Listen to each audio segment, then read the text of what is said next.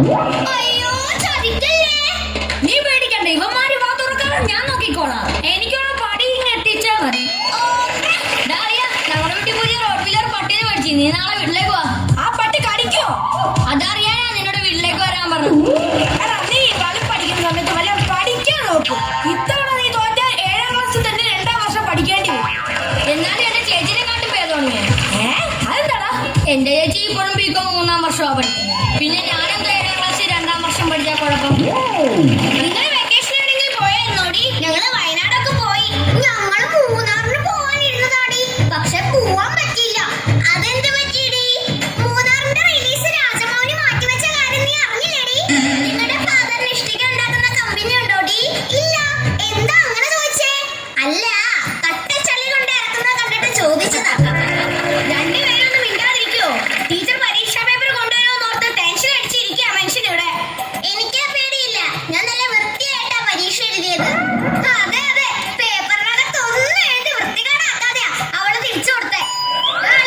നീ വല്ല എഴുതിയായിരുന്നോടാ പരീക്ഷയ്ക്ക്? എഴുതി. എന്നെ എങ്ങനെയെങ്കിലും ഒന്ന് സഹായിക്കുന്നേ ടീച്ചറെ. എന്ത് ടീച്ചർ എന്റെ വാർത്ത കേൾക്കാതിരിക്കത്തില്ല. അയ്യോ, ടീച്ചർ വരുന്നു.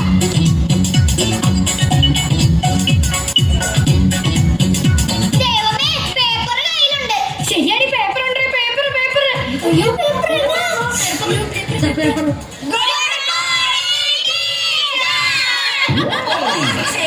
പൊട്ടി.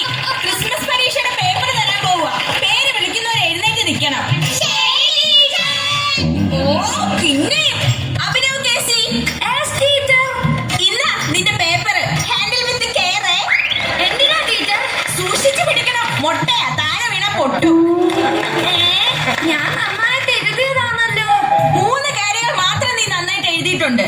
എന്നാ അതിനുള്ള മാർക്കെങ്കിലും താ. ആ 3 കാര്യങ്ങള് നിന്റെ പേര്, റോൾ നമ്പർ, ക്ലാസ്.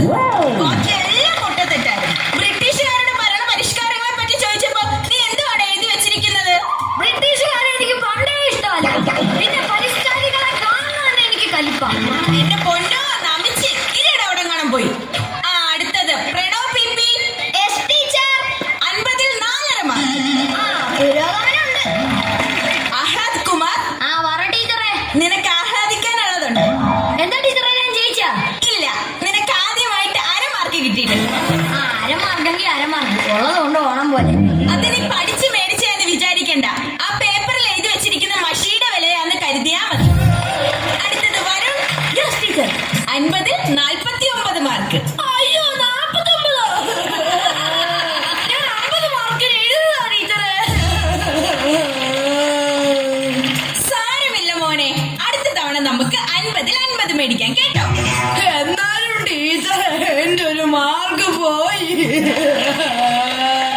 ആ 1 മാർക്കെങ്കിലും ബാക്കിയുള്ളവന് കിട്ടിയാൽ മതിയായിരുന്നു. എന്റെ ഒരു മാർക്ക് പോയി. കണ്ടോ, കോർപ്പറേറ്റ് കുത്തുകാരുടെ പട്ടി ഷോപ്പ്. അവന്റെ 1 മാർക്ക് പോയത്. അടുത്തത് മണിക്കുട്ടി മന്മഥൻ. 1.5 മാർക്ക്. 1.5യോ? അടുത്തത് ദേവനന്ദ. നിനക്കുണ്ട് 1.5 മാർക്ക്. ഇത് കൂട്ടായ്മയുടെ വിജയം. രഞ്ജന. ഇവിടെ ഉണ്ട് ടീച്ചർ. 50ൽ 45 മാർക്ക്. മിടുക്കി. ഇവളെ രഞ്ജനയല്ല, പഞ്ചനയാ. ഒന്നും എഴുതിയിട്ടില്ലെന്ന് പറഞ്ഞിട്ട് നിനക്ക് 45 മാർക്ക് എവിടെ കിട്ടിയടി? സത്യമായിട്ട് ഞാൻ ഒന്നും എഴുതിയിട്ടില്ലടി. ഇതെന്തോ മിറാക്കിൾ സംഭവിച്ചതാ. സൈലൻസ്. എല്ലാവരുടെയും പേപ്പർ കിട്ടിയല്ലോ. ഇനി ആർക്കെങ്കിലും എന്തെങ്കിലും സംശയം ചോദിക്കാനുണ്ടെങ്കിൽ ആവാം. ടീച്ചറെ, നമ്മുടെ പഴയ സെക്യൂരിറ്റി അങ്കിളിനെ ഇപ്പൊ കാണാനില്ലല്ലോ. എന്ത് പറ്റി? അങ്കിൾ അവിടെ പോയി. അയാളെ ജോലിയിൽ നിന്ന് പിരിച്ചു വിട്ടു. എന്തിനാ ടീച്ചറെ പിരിച്ചു വിട്ടത്? +2ന്റെ പരീക്ഷയ്ക്ക് വന്ന പിള്ളേരുടെ ഹാൾ ടിക്കറ്റ് വലിച്ചു കീറിയതിന്.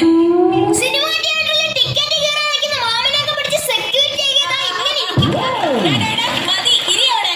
പിന്നെ എല്ലാവരുടെയും പ്രോഗ്രസ് കാർഡ് തന്നുവിടും. വീട്ടിൽ കൊണ്ടുപോയി രക്ഷകർത്താവിന്റെ ഒപ്പിടിപ്പിച്ചിട്ട് നാളെ തന്നെ തിരിച്ചു കൊണ്ടുവരണം. ടീച്ചർ, എന്റെ അച്ഛനും അമ്മയും ഗൾഫിലാ.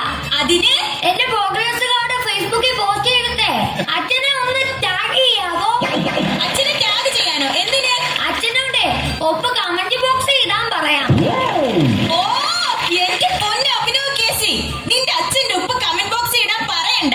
നിന്റെ TC എടുത്ത് ഞാൻ ഫേസ്ബുക്കിൽ ഇടാം.